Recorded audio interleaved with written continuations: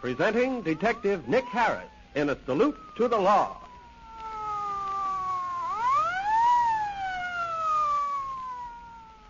Ladies and gentlemen, we again take pleasure in bringing to you that eminent Los Angeles criminologist and president of the International Secret Service Association, Detective Nick Harris, in another true life story proving to the youth of today the folly of committing crime.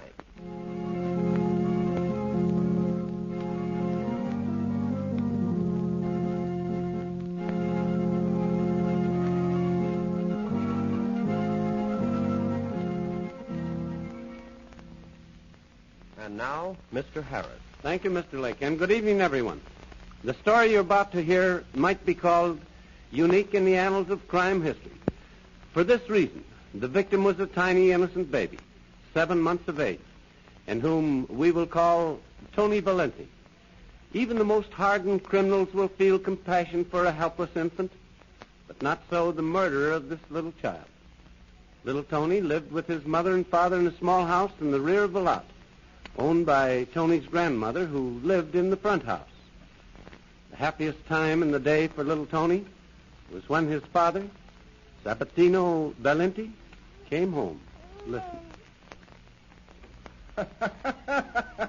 What a fine bambino. What a big, fine bambino Papa has, huh? Oh, little Tony. Little Tony.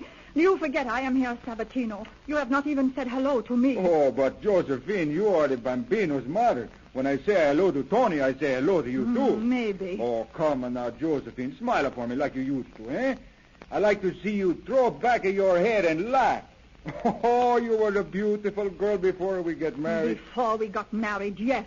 But not anymore, I suppose. Oh, that is different. I know why I am not so beautiful anymore. I do not have time or money. All day I wash the dishes, wash the floors, wash for the baby. Look at my hands. Look at my hair.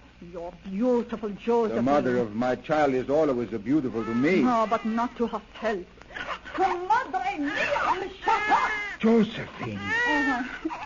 I am sorry.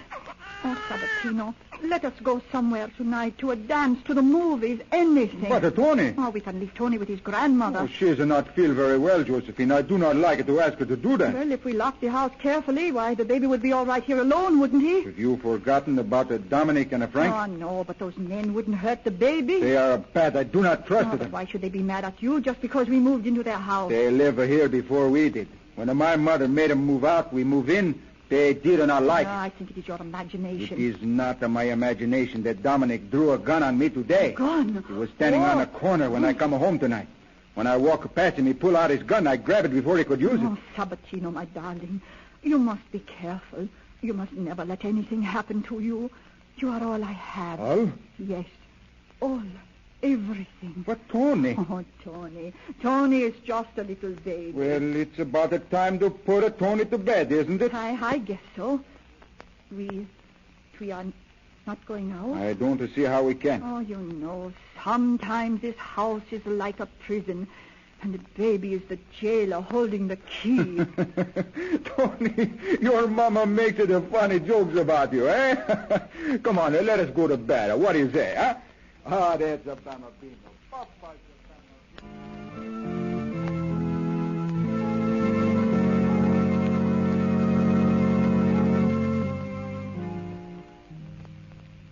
Another cup of coffee, Sabatino? No, Josephine, there is no time. Oh, you are late every morning. You don't give yourself enough time to eat. Now, Josephine. Oh, you play too long with the baby every morning. I must hurry. Goodbye, Josephine. Goodbye, Tony. See that your mama takes good care of you, eh? Goodbye, Sabatino. Goodbye.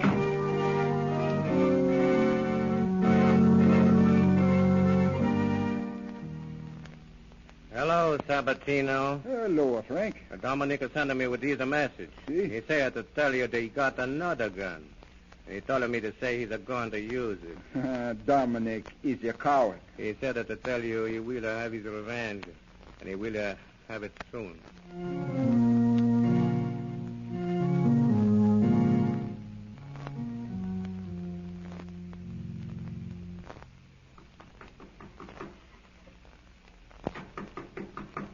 Josephine! Who is it? It's Madre Valenti. Oh, just a minute. I knocked several times. Why, Josephine, You will be crying. Oh, I cannot help it. Look at the floor. I worked so hard to scrub it this morning. And now the baby has kicked the water in his bath and spoiled everything. That's too bad.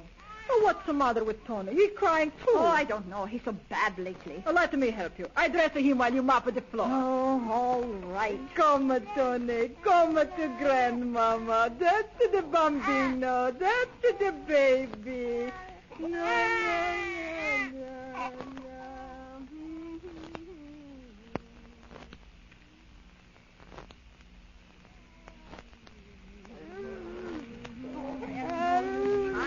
He's crying, Mother Valenti. He cried while you dressed him. He cried while we fed him, and now he even cries when we hold him out here on the porch.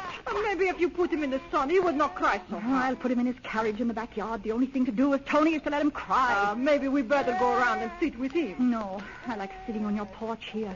I can see the street, people, things moving. And the baby will be all right back there in his carriage. Here is the baby. You take him. Oh, Tony, quiet. I'll be right back, Mother Valenti. All right, dear. Hello. Oh, hello, Esther. How are you today? Pretty good. Why is Tony crying? I don't know. I don't think Josephine likes Tony. Oh, Esther, you must not say things like that. Josephine, she's Tony's mama. I saw her spank him one day hard. Well, I spanked Sabatino when he was little boy, too. You run along, Esther. Little peaches have a big ears. Seem to have big eyes sometimes. Yes, ma'am. Goodbye. Goodbye, Esther. Oh, there. I think he stopped crying for a while. You'll find all the babies like this. Yes, and then they grow into little brats like Esther. Don't say that about her, Josephine. Esther, she's like her mama. She just likes to talk. Oh, that's Tony again. You better go see what he wants, Josephine. All I do is run after Tony. But that's what mothers is for. Not this mother. All the time it is cry, cry, cry. Good morning, Mrs. Gordon. My, you're looking well. Wish I could say the same for your daughter-in-law. Nothing the matter with Josephine? Oh, I wouldn't be too sure. Husband and I were talking last night. Seems to me it would be enough to drive anybody crazy with those two horrible men threatening them. What are their names?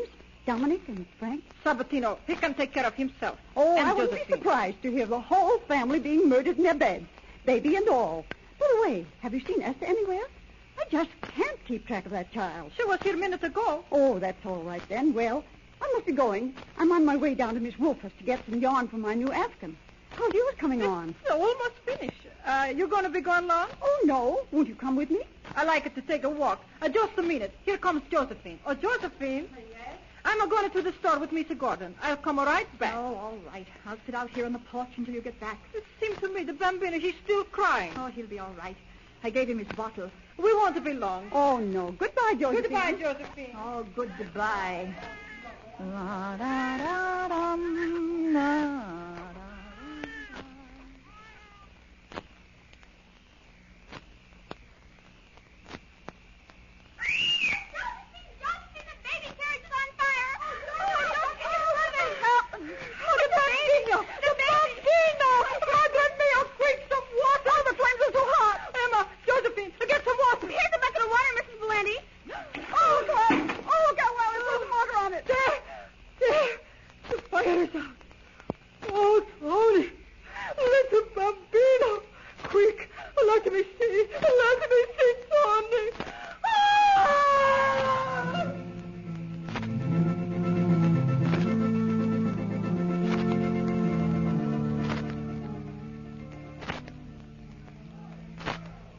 Here, everybody, clear away from that carriage. There's nothing left to see. The coroner took the body. Now, Mrs. Valenti, you've told me that you have no idea of how this fire started. No, none at all. It's obvious it started in the carriage. Now, Josephine... Just a minute, Captain. See those pieces of broken glass? Well, that was the kid's milk bottle. The fire occurred just before noon when the sun was almost directly overhead. The sun's rays, intensified by passing through the glass bottle, could have ignited the blankets and started the fire. That's true. Josephine, did the baby have the bottle at the time of the fire? Yes, he did. Was the sun shining on him the last time you looked at him? No, it was straight overhead. There was no shade. It was shining on his bottle. Sounds logical to me, Chief. Yes, it does. Wait a minute. Who's this? Madre mia, little Tony, my bambino. What's the matter? Oh, Sabatino. Here, young fellow, take it Who easy. killed my little Tony, my bambino? Like an accident, Mr. Valenti. Sun's rays shone on the bottle and set fire to the blanket. That is a lie. What do you mean? There was no accident. Tony was a murdered, and Dominic killed him. Sabatino Valenti suspected his enemy, Dominic, of the murder of the child and demanded an investigation. Everyone who had been at the scene of the fire was questioned, and important information came from little Esther Gordon, who said, I found this box of matches near the fence around Josephine's house. I saw Josephine throw them over the fence just as the baby carriage caught fire. You saw Josephine Valenti throw them there, did you say? Yes, she lit one match, then she threw the rest of the box over the fence. What did Josephine do with the match she lit? I didn't see what she did with it. I just saw her throw the box over the fence. and upon questioning another child, Emma Robbins volunteered the following information. I saw Josephine in the yard, too. She was wringing a rag out of the basin when I saw her. Yeah, what was in the basin? I don't know. At first I thought it was water. Then I thought it smelled like gasoline. But upon questioning, Josephine Valenti declared, I did not have any matches. That child lies when she says she saw me light a match. Yes, I did wring a cloth out of a basin. It was a dishpan. The cloth was a dishcloth. There was water in the pan. There was no gasoline in the house. Captain, we found something important. What is it? It's a jug of gasoline. Gasoline. Where'd you find that? In the cellar of Josephine Valenti's house. And if you'll notice, Captain, the jug is 1/3 empty. Well, Josephine, I thought you said there was no gasoline in the house. I know nothing about it, nothing. Well, we found it in your cellar, and Just a minute, Montgomery. I think, Josephine, that you and I should pay a little visit to a place downtown. I'm going to take you to the morgue.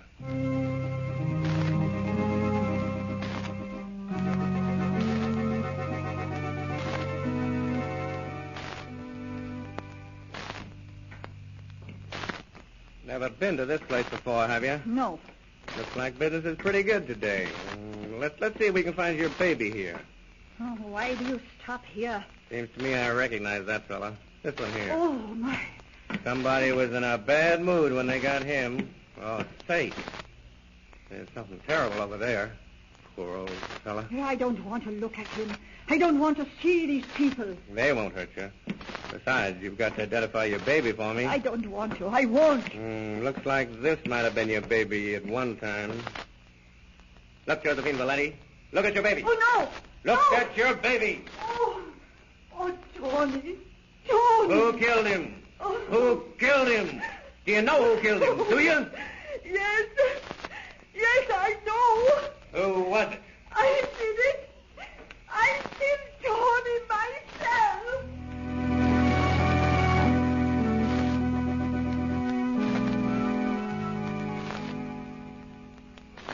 So Josephine Valenti confessed that she killed her own 7-month-old baby. As a result of this confession, the 19-year-old mother was sent to the woman's Tehachapi prison for the rest of her life. Proving, as I have so often said, the primrose path of crime has but two ultimate endings: the open door of a prison cell or violent death, as brought home to you in this tragic true-life drama, which I have entitled A Woman's Wrath. Thank you, Mr. Harris. Ladies and gentlemen, this true-to-life radio drama was especially arranged for this station by Detective Nicholas B. Harris, chief of the internationally known Los Angeles detective agency bearing his name. Fictitious names and places have been used throughout this narrative, and any similarity to persons living or dead is purely coincidental. The story was dramatized for radio presentation by Elizabeth McFadden Wright and is a Carol and Caro production. Mr. Harris wishes me to thank the following cast of characters participating in this broadcast: Charles E. Bender, Carolyn Caro, Estelle Carroll, Geraldine Stein, George Ford, Grace Goldman, Betty Windsor, and Bob Jackson. Mr. Harris will again be heard next Sunday afternoon at 12:30 over this same station in a new program series entitled The Penalties of Crime, with Bob Palmer and his Utah Trail boys, Frank Lawrence, Vidal Ortez, and Clarence Cutbirth. Mr. Harris will also be with us again next Tuesday night at 8:15 in a most intriguing drama entitled The Altar of Sacrifice.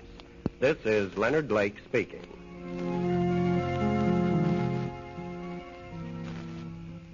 This is KECA, Los Angeles.